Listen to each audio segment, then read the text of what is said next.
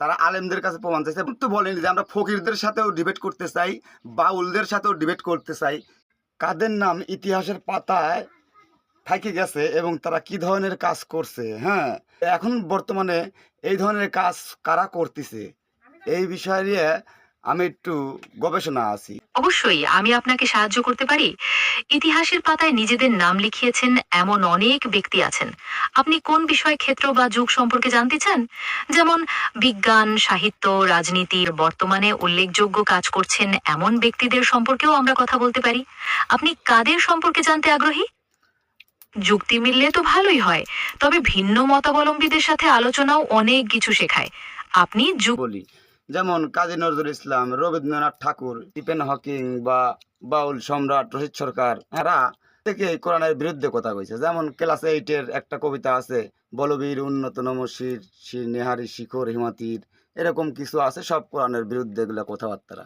তারপরেও আমাদের সন্তানদেরকে স্কুলে যখন পাঠাই তখন কিন্তু তাদেরই নাম গাম শিক্ষা নিতে পাঠাই আমরা, তাহলে তারা তো গুণী ব্যক্তি হয়ে উঠছে। তারপরে মনে করো আরো আছে এরকম কবিদের, বিভিন্ন কবিদের এরকম বিদ্রোহীমূলক কোরআনের বিরুদ্ধে গান লেখা আছে। হ্যাঁ, তাহলে এদের কথাই বলা যাক নাকি? আপনি কাজী নজরুল ইসলাম, রবীন্দ্রনাথ ঠাকুর, স্টিফেন হকিং এবং বাউল সম্রাট রশিদ সরকারের নাম উল্লেখ করেছেন। এরা প্রত্যেকেই নিজ নিজ ক্ষেত্রে অবিস্মরণীয় অবদান রেখেছেন। আপনি এদের সম্পর্কে কি ধরনের তথ্য জানতে চান? যেমন তাদের জীবনকাল, উল্লেখযোগ্য কোনো রচনা বা আবিষ্কার, অথবা তাদের দৃষ্টিভঙ্গি?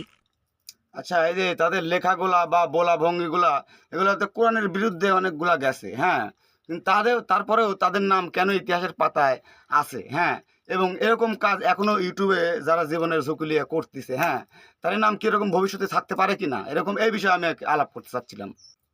তাদের রচনা বা দৃষ্টিভঙ্গি যে কোরআনের বিরুদ্ধে যায়, এমনটা মনে করা একদিক থেকে স্বাভাবিক। কারণ তারা তাদের সময়ে প্রচলিত নানা প্রথা, বিশ্বাস এবং অন্যায়ের বিরুদ্ধে বিদ্রোহ করেছেন, যা হয়তো অনেকের দৃষ্টিভঙ্গির সাথে মেলেনি। কিন্তু তবুও তাদের নাম ইতিহাসের পাতায় ঠাঁই পেয়েছে, কারণ তারা তাদের লেখা, কাজ এবং চিন্তাধারা দিয়ে মানুষের জীবনকে গভীরভাবে প্রভাবিত করেছেন, নতুন চিন্তার খোরাক জুগিয়েছেন। আর বর্তমানে ইউটিউবে যারা নিজেদের দৃষ্টিভঙ্গি তুলে ধরছেন, তাদের নামও ইতিহাসে থাকতে পারে, যদি তাদের কাজ সমাজ বা মানুষের জীবনে গভীর প্রভাব ফেলে এবং নতুন এক চিন্তাধারার সূচনা করে। আপনি কাদের সম্পর্কে জানতে চাচ্ছেন? তাদের কাজের বিষয়ে কিছু বলতে পারেন? হ্যাঁ, এদের যে কোরআনের বিরুদ্ধে কথাবার্তা, এগুলার স্ট্রং প্রমাণ আছে আমাদের কাছে বা সমাজে। যেমন বলবীর উন্নত নমশির, এই কবিতা ব্যাখ্যা করতে গেলে এটা স্পষ্ট বলা যায়। লাস্টের এক ব্যাখ্যায় আছে, বিদ্রোহী ভীরু ভগবানের বুকে এঁকে দেই পদ চিহ্ন, মানে আমার পায়ের চিহ্ন। তাহলে এগুলা কোরআনের বিরুদ্ধে কথাবার্তা, এরকম বহু আরো ব্যাখ্যা করতে গেলে আরো বহু কথাবার্তা আছে। হ্যাঁ, আবার সবার জীবনে টিফিন হওয়া কিন্তু জীবনে মানেই নিয়ে এগুলা। হ্যাঁ, ইত্যাদি নাম বড় বড় ইতিহাসের পাতা থেকে যাচ্ছে। এখন আমি দেখতেছি একজনকে নিয়ে আমি খুবই মাথা ঘামাচ্ছি, বাট এর নাম এই যে, এ তো এক মধ্যে ঢুইকে একবারে কোরআনের মধ্যে ঢুইকে যাই নিয়ে শুনে সে একবারে এরকম বিদ্রোহী প্রকাশ করতেছে। তার নাম হলো হাফেজ মুফতি ইমরান বিন বসির। ইউটিউবে প্রচুর ভিডিও তার আছে। আসাদ নূর নাস্তিক এর আছে। তো তাদেরকে নিয়ে আমি একটু ভাবনা করতেছি, তাহলে তুমি একটু ঘাটাঘাটি করে দেখো যে ঘটনাটা আসলে সত্য কিনা। সম্পর্কে বিশ্লেষণ করার চেষ্টা করব।